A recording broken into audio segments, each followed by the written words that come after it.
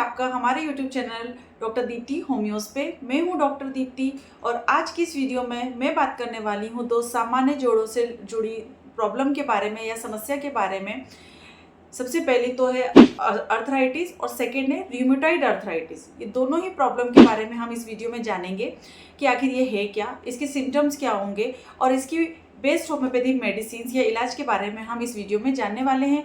ये जो ट्रीटमेंट होगा ये आपका लगातार 5 दिन के या डेली बेसिस के ऊपर डिपेंड करेगा। ये ट्रीटमेंट जो है 5 दिन के कोर्स के हिसाब से मैं बताने वाली हूँ, तो इस वीडियो को एंड तक ज़रूर देखिएगा। अगर आप या आपके परिवार में या आपके दोस्तों में किसी को भी इसकी प्रॉब्लम है या जोड़ों के दर्द से वो परेशान है तो ये वीडियो आप सभी के लिए बहुत ज़्यादा हेल्पफुल होने वाली है। तो चलिए ज़्यादा देर ना करते हुए शुरू करते हैं और आगे। पहले तो हम जानते हैं कि आखिर अर्थराइटिस होता क्या है। तो जो पहली कंडीशन है अर्थराइटिस, तो इसमें जैसे कि आप समझ रहे हैं कि आइटिस लगा है, इसका मतलब होता है इन्फ्लेमेशन होना। तो आपके जोड़ों में कहीं पर भी अगर इन्फ्लेमेशन हो गया है या तो वहाँ पर जोड़ों में सूजन है या फिर वहाँ पर काफ़ी ज़्यादा दर्द होता है, तो ये अर्थराइटिस के एक तरीके से पहचान होती है। आमतौर पर ये जब समस्या जो होती है, जैसे जैसे आपकी एज बढ़ती चली जाती है, ओल्ड एज होती जाती है, उसमें आपको ये वाली प्रॉब्लम होती है। लेकिन युवाओं में भी ये वाली प्रॉब्लम या ये सिम्टम जो होते हैं अर्थराइटिस के बहुत कॉमनली देखे जा सकते हैं, क्योंकि आजकल प्रॉपर डाइट नहीं है, लाइफस्टाइल प्रॉपर नहीं है, तो उसकी वजह से उनमें भी ये प्रॉब्लम हो सकती है। सबसे आम जो इसका एक टाइप होता है वो होता है ऑस्टियोआर्थराइटिस। तो इसके बारे में ही हम बात करेंगे। तो ये तब होता है जब आपके जोड़ों में जो कार्टिलेज होता है वो धीरे धीरे खराब होने लगता है।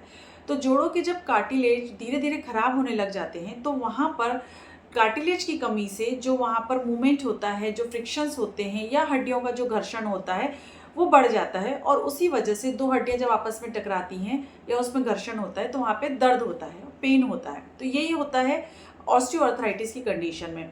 सिम्टम्स की बात अगर करें तो सबसे पहले तो आपको जोड़ों में बहुत ज़्यादा दर्द होगा, खासकर जब भी कभी आप चलते हैं या उठ के बैठते हैं या उठने पर तुरंत चलना शुरू करते हैं तो आपको सडन वहाँ पर जोड़ों में दर्द होगा, जोड़ों की अकड़न होगी। जैसे आप उठते हैं तो आपको बहुत ज़्यादा टाइटनेस लगेगी, आप ठीक तरीके से एकदम नहीं खड़े हो पाएंगे। हल्की या सूजन, थोड़ी बहुत वहाँ पर सूजन होगी, ये हल्की भी हो सकती है और ज़्यादा सूजन के साथ में भी ये हो सकता है। मौसम में अगर थोड़ा सा बदलाव होता है या फिर आप कोई बहुत ज़्यादा शारीरिक एक्टिविटी कर लेते हैं या शारीरिक गतिविधि के हिसाब से आपका जो दर्द है वो कम ज़्यादा हो सकता है। अगर इसको एक केस के थ्रू समझा जाए तो अगर एक फीमेल है जो 55 ईयर्स की है तो उसे घुटनों में लगातार दर्द हो रहा है, सूजन है, सुबह उठते समय उसे बहुत ज़्यादा अकड़न महसूस होती है, तो पेशेंट इस तरीके से आपको सिम्टम लेके बताएगा। तो ऑस्टियोआर्थराइटिस जो होता है आमतौर पर घुटने, कूल्हे और कमर जैसे बड़े जो जोड़े होते हैं उसे प्रभावित करता है। तो ये बहुत ही ज़्यादा कॉमन केस होगा कि जब भी कोई पेशेंट आएगा तो आपको ज़्यादातर बताएगा कि उसे नी में पेन हो रहा है, लोअर बैक पेन में हो रहा है या थाई रीजन में हो रहा है। तो इस तरीके से वो बताएगा और ये बताएगा कि जैसे ही वो सुबह उठता है तो ठीक से नहीं चल पाता है। तो ये ऑस्टियोआर्थराइटिस के सिम्टम्स होते हैं। सेकेंड कंडीशन के बारे में हम बात करते हैं तो वो है र्यूमेटॉइड अर्थराइटिस। तो र्यूमेटॉइड अर्थराइटिस होता क्या है, तो ये एक तरीके से इसे हम आरए भी कहते हैं शॉर्ट फॉर्म में। आमतौर पर ये जो होता है एक ऑटो इम्यून डिसऑर्डर होता है। ये एक ऐसी बीमारी होती है जो आपके इम्यून सिस्टम में गलती से अपने ही जोड़ों को एक तरीके से अटैक करने लग जाती है। मतलब आपके ही शरीर का पार्ट, आपके ही शरीर के जो फैक्टर्स होते हैं उसे दुश्मन समझकर या कोई फॉरेन पार्टिकल समझकर वहाँ पे अटैक करने लग जाता है। इसे ही हम ऑटो इम्यून डिसऑर्डर कहते हैं। तो आरए या र्यूमेटॉइड अर्थराइटिस में भी ऐसा ही होता है। तो जो आरए होता है शरीर के कई जोड़ों को प्रभावित करता है, स्पेशली ये जो छोटे जोड़ होते हैं या स्मॉल जॉइंट्स होते हैं वहाँ पर ये बहुत ज़्यादा असर दिखाता है। तो जब भी कभी र्यूमेटॉइड अर्थराइटिस का पेशेंट होगा वो आपको हाथों की जो उंगलियाँ होती हैं, पैरों की जो उंगलियाँ होती हैं, मतलब स्मॉल जॉइंट्स जो होते हैं वहाँ का पेन बताएगा। अक्सर वहाँ पर सूजन समझ में आएगी। लक्षणों की अगर हम बात करें तो सुबह के समय जोड़ों में बहुत ज़्यादा कड़कपन महसूस होगी, बहुत ज़्यादा टाइटनेस होगी, सूजन होगी, वहाँ पर रेडनेस होगी, अलग ही तरीके से वहाँ पे लालिमा आपको नज़र आएगी, खूब ज़्यादा लाल होगी। वहाँ पर आपको हल्का या ज़्यादा बुखार भी देखने को मिलेगा, फीवर के साथ में होगा, टेम्परेचर होगा और आपके जो हाथ पैरों के जो छोटे जॉइंट्स होते हैं पैरों के वहाँ पर आपको काफ़ी ज़्यादा दर्द होगा।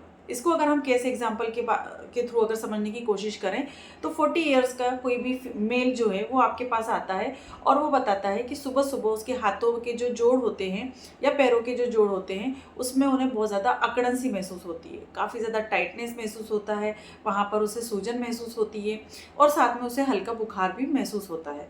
तो आरए जो होता है आमतौर पर आपके हाथों और पैरों के छोटे जो जोड़ होते हैं, स्मॉल जॉइंट जो होते हैं, वहाँ पर असर दिखाता है और ये धीरे धीरे करके बढ़ता ही चला जाता है।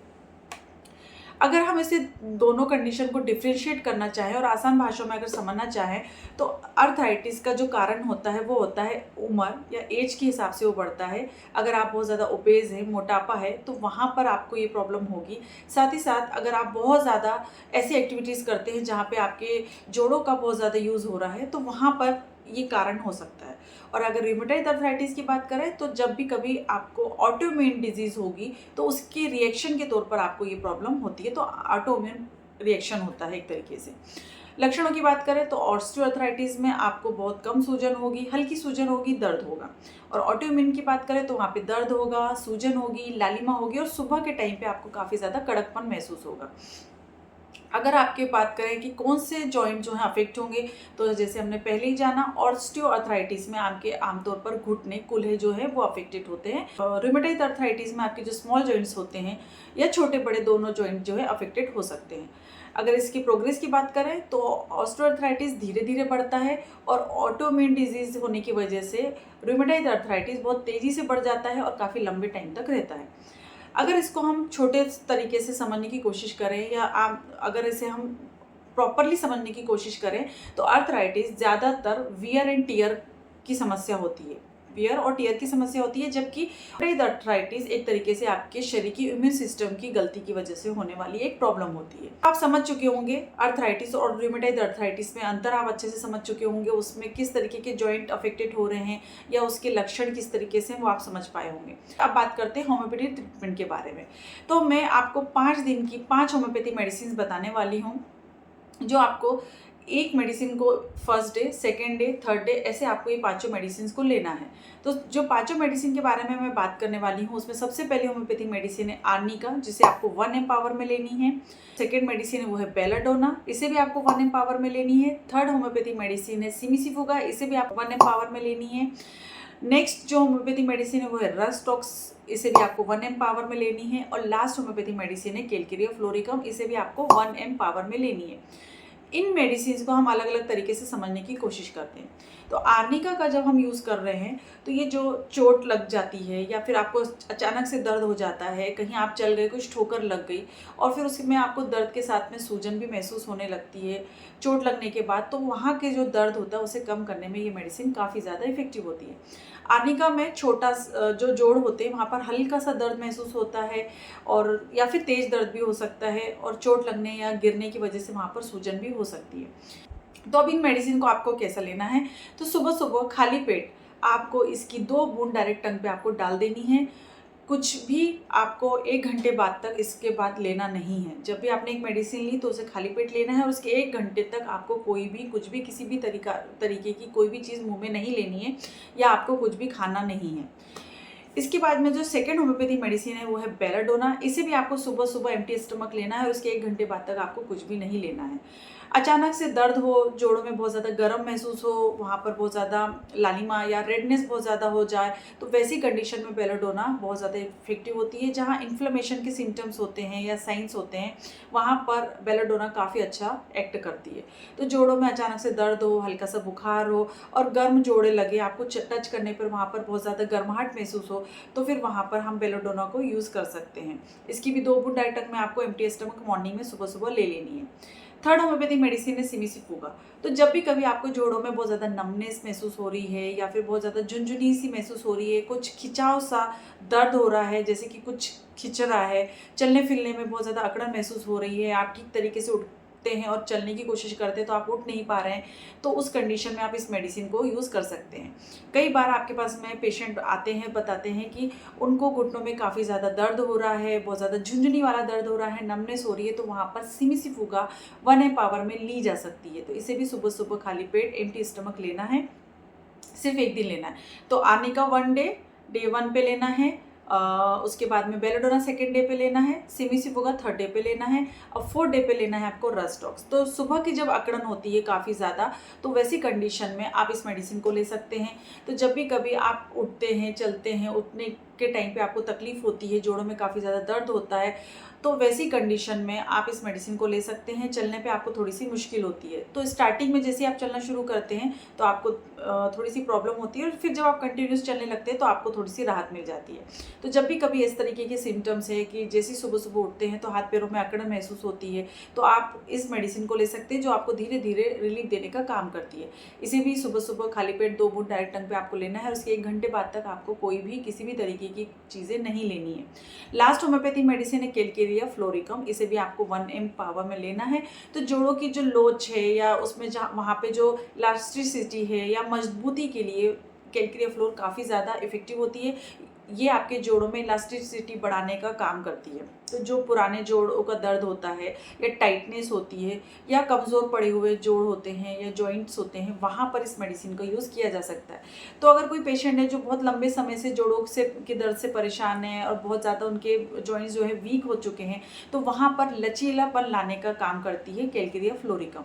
तो इसे भी आपको 1 ml पावर में सुबह सुबह खाली पेट लेना है और इसे आपको 5वें दिन लेना है। तो इन मेडिसिन का इस्तेमाल जब भी आप कर रहे हैं तो आपको होम्योपैथी डॉक्टर से सलाह लेकर ही करना है, क्योंकि 1 ml पावर जो होती है वो बहुत ज़्यादा पावर होती है, हाई डोज होते हैं, तो इसको सिर्फ एक बार लेना है। ये 5 दिन का कोर्स है, आपको 5 दिन तक आपको इस इन मेडिसिन को लेना है और 5 दिन के बाद आपको बहुत जल्दी रिलीफ आपको समझ में आएगा। अगर आपको रिलीफ मिल जाता है, आपको ये प्रॉब्लम जो भी जॉइंट से रिलेटेड हो रही है वो नहीं हो रही है, तो आपको इन मेडिसिन को नहीं लेना है। और अगर आपको थोड़ा सा आराम लगा और थोड़ा बाकी है तो 1 हफ्ते का गैप लेकर फिर आप इस मेडिसिन के कोर्स को शुरू कर सकते हैं। 1 हफ्ते मतलब 5 दिन के लिए। लाइफस्टाइल में कुछ चेंजेस आपको करनी चाहिए, तो उसके लिए आपको हल्की सी एक्सरसाइज करनी है, वॉकिंग करना है, स्ट्रेचनिंग करनी है, योगा, ये चीज़ें आपको अपने करनी चाहिए।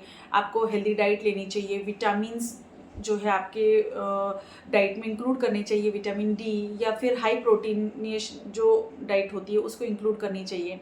जब भी कभी जोड़ों में दर्द होता है तो गर्म पानी से आप वहाँ पर थोड़ी सी सिकाई कर सकते हैं, जो आपके जोड़ों के दर्द को या वहाँ पर पड़ी जो हो रही है सूजन को कम करने में मदद करता है।